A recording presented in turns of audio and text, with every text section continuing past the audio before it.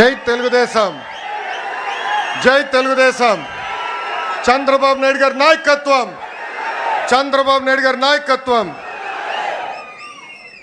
Telugu Desam party కార్యకర్తలకి, నాయకులకి, అభిమానులందరికీ ఆవిర్భావ దినోత్సవ శుభాకాంక్షలు. తెలుగుదేశం పార్టీ ఆవిర్భావమే ఒక సంచలనం. తెలుగుదేశం పార్టీ మొదటి గెలుపు ఒక చరిత్ర. రాజకీయాల్లో రికార్డులు సృష్టించాలన్నా, ఆ రికార్డులు బద్దలగొట్టాలన్నా అది కేవలం ఒక తెలుగుదేశం పార్టీతోనే సాధ్యం. మూడు అక్షరాలు తెలుగు వారి ఆత్మగౌరవం కోసం తొడగొట్టాయి. ఆ మూడు అక్షరాలు తెలుగు ప్రజల గుండె చెప్పుడుగా మారినాయి. అవి మూడు అక్షరాలు కాదు, ఒక ప్రభంజనం. ఆ మూడు అక్షరాలేంటి? ఎన్టీఆర్, విశ్వవిఖ్యాత నట సార్వభౌమ స్వర్గశ్రీ నందమూరి తారక రామారావు గారు 43 ఏళ్ల క్రితం తెలుగుదేశం పార్టీకి పునాది వేసింది అన్న ఎన్టీఆర్. ఆ ముహూర్తం బలం ఏంటో నాకు తెలియదు. ఆ పునాదులు కూడా ఈరోజు గట్టిగా ఉన్నాయి.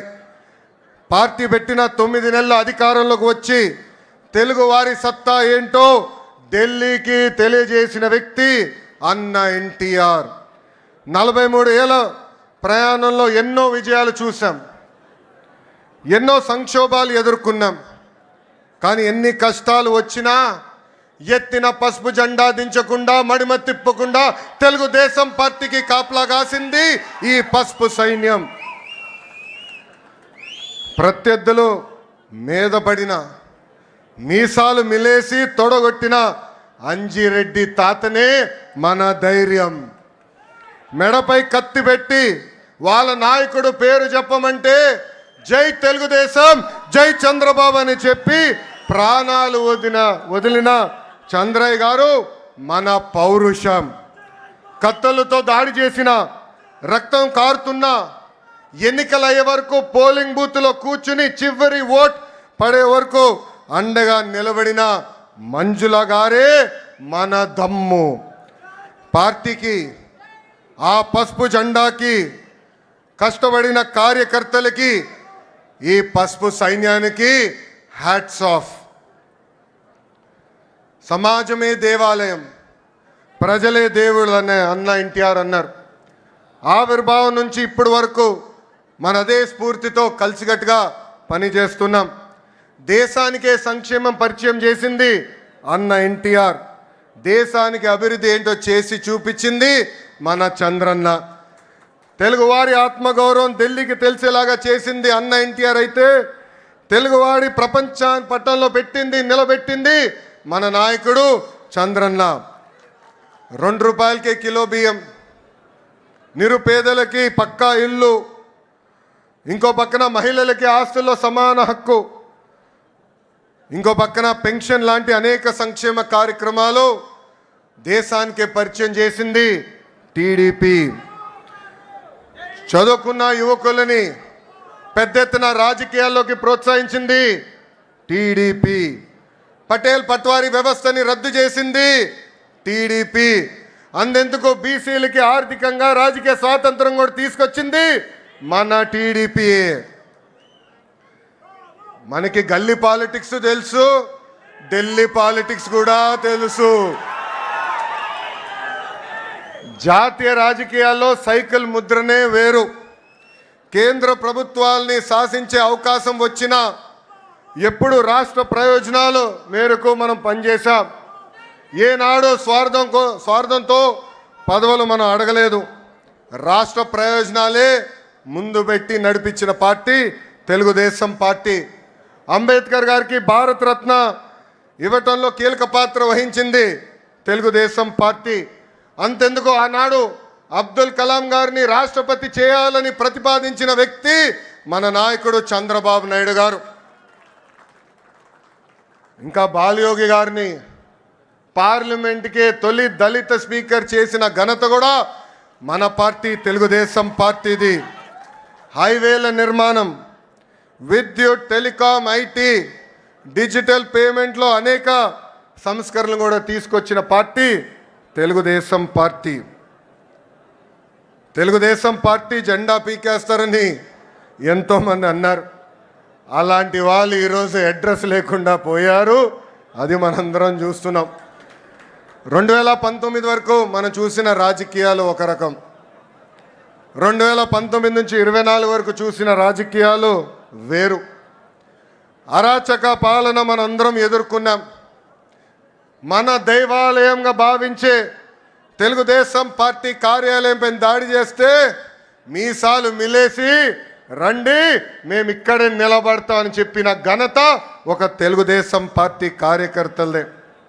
అంతేకాదు మన అధినేత ఇంటికి తాడు కడితే ఆ తాళ్ళు తెంచి పోరాడింది మన తెలుగుదేశం పార్టీ కార్యకర్తలు.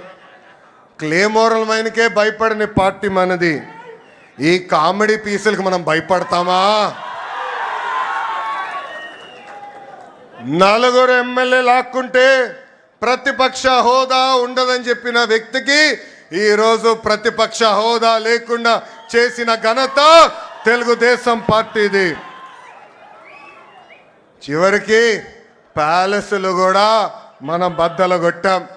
2024 ఎన్నికల్లో మన స్ట్రైక్ రేట్ కూటమితో కలిసి 94% సాధించాం. 58% ఓట్ షేర్ సాధించాం. అందరం కలిసికట్టుగా 8 ఉమ్మడి జిల్లాల్లో వైకాపాకి 0 తీసుకొచ్చిన ఘనత కూడా మన కూటమిది. అంతేకాదు మొన్న జరిగిన గ్రాడ్యుయేట్ ఎన్నికల్లో గౌరవ గ్రాడ్యుయేట్ ఎమ్మెల్సీలు కూడా ఇక్కడే ఉన్నారు. ఆనాడే చెప్పా, ఈవీఎం అయినా బ్యాలెట్ అయినా గెలుపు మనదే. ప్రజలు ప్రజాప్రభుత్వం రావాలని కోరుకున్నారు. ప్రజాప్రభుత్వం ప్రజల కోసం ఈరోజు పనిచేస్తూ పోతుంది. పేదరికం లేని సమాజమే మన లక్ష్యం. చాలని 200 రూపాయల పెన్షన్ 5 సంవత్సరాల్లో 2000 రూపాయలు చేసిన ఘనత తెలుగుదేశం పార్టీ. ఈరోజు అదే పెన్షన్ని 4000 రూపాయలు కూడా చేసిన ఘనత మన పార్టీకి దక్కుతుంది. దీపం పథకం కింద 1 కోటి కుటుంబాలకి మనం ఉచితంగా గ్యాస్ సిలిండర్ ఇచ్చాం. అంతేకాదు వచ్చే 10 రోజుల్లో మెగా డిఎస్సి కూడా నోటిఫికేషన్ మనం ఇస్తున్నాం. అధికారంలోకి వచ్చిన మొదటి 10 నెలల్లో 117 హామీలు పూర్తి స్థాయిలో ఈరోజు మనం అమలు చేసుకున్నాం. ఇంకా మే నెలలోనే తల్లికి వందనం, అన్నదాత సుఖీభావ కూడా మన ప్రభుత్వం అమలు చేయబోతుంది. తెలుగుదేశం పార్టీలో కార్యకర్తలే మా అధినేతలు. ఈ మాట నేను ఊరికే అంటం లేదు. దేశంలో ఏ పార్టీకి తక్కని కార్యకర్తలు ఒక తెలుగుదేశం పార్టీకే సొంతం. మీరు మంచి చేస్తే మెచ్చుకుంటారు, తప్పు చేస్తే నా తోలు కూడా తీస్తారు. 1 కోటి సభ్యత్వాలు అనేది అది కూడా ఒక ప్రాంతీయ పార్టీకి అసాధ్యమైన రికార్డ్. ఆ 1 కోటి సభ్యత్వాలు సాధించింది మన పార్టీ తెలుగుదేశం పార్టీ. అది కూడా కేవలం 83 రోజుల్లో. ఆంధ్ర రాష్ట్రం, తెలంగాణ రాష్ట్రం, అదేవిధంగా అండమాన్ నికోబార్లో మన సభ్యత్వాలు చేసుకుంటాం జరిగింది. కార్యకర్తల కోసం ప్రమాద బీమా ఈరోజు చంద్రబాబు నాయుడు గారి ఆదేశాల మేరకు 2 లక్షల రూపాయల నుంచి 5 లక్షల రూపాయలకి పెంచాం. కార్యకర్తల కోసం సంక్షేమ విభాగం ఏర్పడిన దగ్గర నుంచి గడిచిన 10 సంవత్సరాలు సుమారుగా 140 కోట్ల రూపాయలు సంక్షేమం కోసం మన కార్యకర్తల కోసం మనం ఖర్చు పెట్టాం. నేను పాదయాత్రలో చూసా, ఆ కుటుంబాలని నేను కలిసా. 2004లో ఫ్యాక్షన్ దాడిలో ఆనాడు కాంగ్రెస్ పాలకులు మన కార్యకర్తల్ని చంపేస్తే వాళ్ళ పిల్లల్ని సొంత పిల్లలుగా దత్తకు తీసుకుని చదివించిన గొప్ప నాయకుడు మన నాయకుడు చంద్రబాబు నాయుడు గారు. ఆనాడు మీ అందరు తెలుసు, గండిపేటలో ఏకంగా స్కూల్ స్థాపించాం, ఉచితంగా పిల్లల్ని చదివించాం. ఏదో చదువు చెప్పి వదిలేస్తాం కాదు, ఇంటర్ కానీ ఇంజనీరింగ్ కానీ చివరికి వాళ్ళ ఉద్యోగాలు వచ్చే వరకు కూడా వాళ్ళకి అండగా నిలబడింది మన నాయకుడు చంద్రబాబు నాయుడు గారు. భారతదేశ చరిత్రలో ఏ పార్టీలో అది జరగలేదు. ఈరోజు ఒక మాటలో చెప్పాలంటే మనందరి అదృష్టం, ఇంత గొప్ప నాయకుడు మనకు అధ్యక్షుడిగా ఉంటాం. నేను అనేక సందర్భాల్లో చెప్పా, చిన్నప్పుడు నేను అనుకునేవాడిని నాతో ఉండేదానికి ఆయనకి సమయం లేదు, కానీ గండిపేట స్కూల్కి వెళ్ళేదానికి ఆయనకి సమయం ఉందని. అప్పుడు ఆయన ఒక మాట అడిగా, ఎందుకు మీరు అంత సమయం గండిపేట స్కూల్కి ఇస్తున్నారని. అప్పుడు ఆయన ఒకటే అన్నారు, అరే ఫ్యాక్షన్ దాడిలో ఎవరన్నా చంపేస్తే తిరిగి కుటుంబం మొత్తం మళ్ళీ ఫ్యాక్షన్ చేయాలంటారు, ఆ ఫ్యాక్షనిజంకి హ్యూమనిజం ఇవ్వాలనేది నా లక్ష్యం, దానికి ఫుల్ స్టాప్ పెట్టే బాధ్యత నేను తీసుకుంటానని చెప్పారు. పాదయాత్రలో కుటుంబాలని కలిసా. ఆ పిల్లలు ఈరోజు పెద్దవాళ్ళయ్యారు. ఒక డెలాయిట్, ఒక టీసీఎస్ లాంటి సంస్థల్లో ఈరోజు పనిచేస్తాం జరుగుతుంది. నేను బయట ఎంత పోరాడుతున్నానో పార్టీలో కూడా నేను అంతే పోరాడుతున్నా. నా లక్ష్యం ఒకటే, పార్టీ కోసం అహర్నిశలు కష్టపడిన కార్యకర్తల నాయకులకి గుర్తింపు ఉండాలి.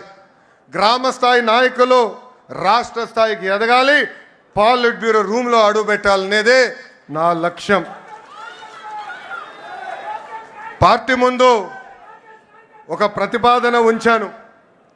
3 టర్మ్లు ఒక పదవి చేసిన తర్వాత పై పదవి కన్నా వెళ్ళాలి, లేదంటే ఒక్క టర్మ్ బ్రేక్ తీసుకోవాలి.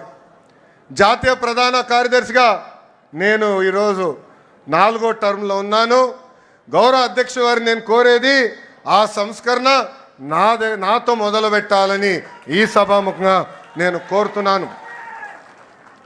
ఇది జరిగితేనే పార్టీలో కదలిక వస్తుంది, యువతకి రెక్కలొచ్చి రాజకీయాల్లో మెరుగైన అవకాశాలు వస్తాయి. నా స్టైల్ ఒకటే, సీనియర్ని జూనియర్ని సమానం గౌరవిస్తా, పనిచేసే వాళ్ళకే నేను ప్రమోషన్ ఇస్తా. పసుపు జెండా ఇంకో 40 ఏళ్ళు రెపరెపలాడాలి. దానికి ఎప్పుడు నిరంతరం పార్టీలో యువరక్తం పారాలి. దానికి అందరి సహకారం ఉండాలి. పెద్దలందరూ కూడా ఈరోజు పాలిట్ బ్యూరో సభ్యులందరూ కూడా యువకుల్ని పెద్ద ఎత్తున ప్రోత్సహిస్తున్నారు. రండి, కదలి రండి, ఒక ప్రపంచంగా ఆంధ్ర రాష్ట్రాన్ని ముందలు తీసుకెళ్దామని ఆంధ్ర రాష్ట్ర ప్రజలు కూడా పిలిపిస్తూ, నేను ఎక్కడికి వెళ్ళినా రెడ్ బుక్ గురించి డిస్కషన్. నేను అనుకుంటున్నా రెడ్ బుక్ గురించి మాట్లాడాల్సిన అవసరం లే. ఎందుకంటే రెడ్ బుక్ చెప్పగానే కొంతమంది గుండుపోటు వస్తుంది, రెడ్ బుక్ చెప్పగానే కొంతమంది బాత్రూంలో కాలు జారి చెయ్యరగొట్టుకున్నారు. అర్థమైందా రాజా? అర్థమైందా రాజా? అధికారంలో ఉన్నామని గర్వం వద్దు, ఈగోలు వద్దు.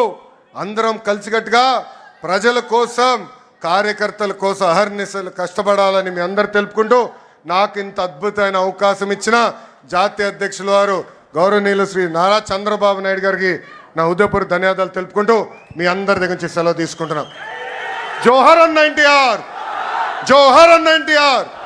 చంద్రబాబు నాయుడు గారి నాయకత్వం, చంద్రబాబు నాయుడు గారి నాయకత్వం. జై హింద్, జై హింద్. అందరికీ నమస్కారం.